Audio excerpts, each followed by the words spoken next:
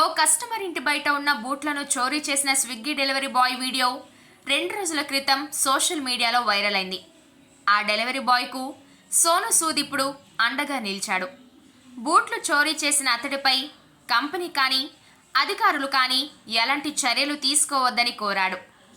Swiggy delivery boy delivery సమయంలో ఎవరివైనా shoe చోరీ చేస్తే ఆయనపై చర్యలు తీసుకోవడానికి బదులుగా కొత్త షూ కొనివ్వండి.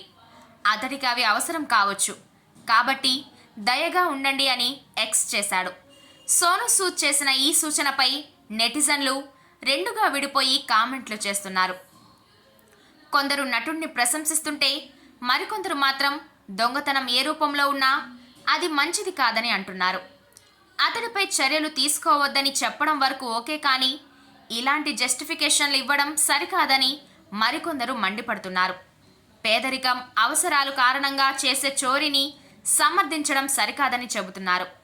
ఈ డెలివరీ బాయ్ కంటే కూడా లక్షలాది మంది ప్రజలు పేదలుగా ఉన్నారని గుర్తు చేస్తున్నారు.